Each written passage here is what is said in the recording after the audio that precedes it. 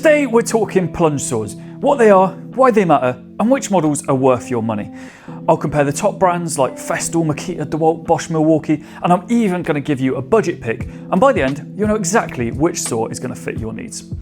So what is a plunge saw? Well, a lot of you might already know this, but a plunge saw looks a lot like a circular saw at first glance, but the blade is fully enclosed and only comes out when you actually press down. The design gives you some major advantages. You can start a cut in the middle of a board, the blade is safer when not in use, and when paired with a guide rail, you get perfectly straight, splinter-free cuts. They're ideal for breaking down sheet goods, trimming doors, and cutting kitchen worktops, and any job where accuracy and finish really matter. People often ask if it's just a circular saw with a rail, and the answer to that is just a simple no. Circular saws are great for rough work like ripping studs or cutting down framing timber, but when you want precision, a plunge saw is built for the job. With a rail, your cuts don't wander, dust collection is far better, and the quality of finish is on a completely different level. If accuracy is important, then a plunge saw wins every single time. So let me give you an example of that. If you imagine you're trimming down a solid oak door, with a regular circular saw, even with a straight edge, you're risking tear out along the edge. You might have to sand, plane, or even replace the door if it splinters badly. With a plunge saw, you drop it to the rail, set your depth, and in one clean pass, you're going to get a factory smooth cut with no drama. That's the difference. Less stress, less mess, and more confidence in the result. So when you're shopping for one, there are a few features that really matter. Guide rails are the big one, because without them, you lose the entire main advantage of using a plunge saw. Blade size usually 160 to 165 millimeters, and that's enough for most sheet goods and doors. Dust extraction is another key feature, especially if you work indoors or cut a lot of MDF. Many saws tilt for bevel cuts, and some include a scoring function that lets you do a shallow first pass for chip-free edges. You also need to decide between corded and cordless. Corded gives you unlimited runtime, while cordless is all about portability. Finally, pay attention to build quality. A good plunge saw should feel solid with a smooth plunge action and rails that grip firmly without slipping.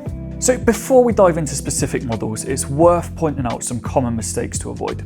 Firstly, don't skip the rail. Yes, you can run the saw freehand, but that completely defeats the point of using a plunge saw in the first place. Second, always support your work properly. Use a sacrificial board or a piece of rigid foam under large sheets so nothing pinches the blade.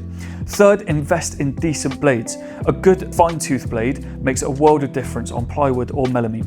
Fourth, don't forget to set the cutting depth correctly. Beginners will often plunge too deep, which reduces accuracy and puts unnecessary strain on the saw. And finally, don't ignore dust extraction. MDF dust is nasty stuff, and once you've used a plunge saw with a vac, you'll just never go back. Now let's have a look at some of the top models. So in front of me here is where I'm going to start. This is the Festool TS55 FEQ. This one is often called the benchmark in plunge saws. It is the holy grail of plunge saws, if you will. It's incredibly precise, has excellent dust collection, and it comes with a huge ecosystem of accessories. Yes, it is more pricey than some of the others that I'm going to show you, but if you want the best, then the TS55 is the one. So next is the Makita SP6000J for corded, or this one in front of me here is the DSP600 for cordless. Now these are great value with smooth plunge action, they're reliable motors, and they've got widespread availability. The cordless version here is especially appealing if you're already invested in Makita's 18-volt battery system. Now this is Dewalt's DWS520. It's another excellent choice. You can tell by looking at it, it's robust. It grips the track really well and has a powerful motor. Now it is a little bulkier, but if you already use the Dewalt tools, then this is going to integrate seamlessly with the rest of your toolkit. Now on to Bosch. This is the GKT55GCE, which is ergonomic, powerful, and has fantastic dust extraction. It's a strong option, and again, if you're already running Bosch tools, then this one's a bit of a no-brainer. So now on to Milwaukee. This is their M18 fuel plunge saw. So this one here is the M18 FPS55. Now Milwaukee is newer to the plunge saw game. They actually didn't come out with their first plunge saw until 2022. But this model has impressed so many users. It runs on the same M18 batteries as their huge cordless range, and it offers excellent performance and has really solid dust collection. If you're a Milwaukee fan, then honestly, I can't recommend this tool enough for you. Now finally, if you're looking for a budget-friendly option, then look no further than this. This is the Einhell TE-PS 165. Now, because it's a much lower price point, it doesn't have the same refinement of some of these other saws around me here, but it gives you true plunge saw functionality. It gives you a decent depth of cut and reliable performance at a really accessible price point. It's a great way to get started without spending a fortune. And Einhell, it really is quite an underrated brand, in my opinion anyway. To get the best results out of any plunge saw, it's worth investing in a few accessories. Longer guide rails let you cut full sheets in one go, and if you can't get one long rail, then connectors let you join those shorter rails together. Clamps are another worthwhile add-on. A good dust extractor or shop vac is always important, not just for keeping your lungs safe, but for keeping the cut line clearer and more accurate. And don't forget spare blades. A fine tooth blade is perfect for plywood or melamine, while a coarser one is better for ripping solid wood. Having the right blade for the job makes all the difference. So let's answer a few quick questions that people often have.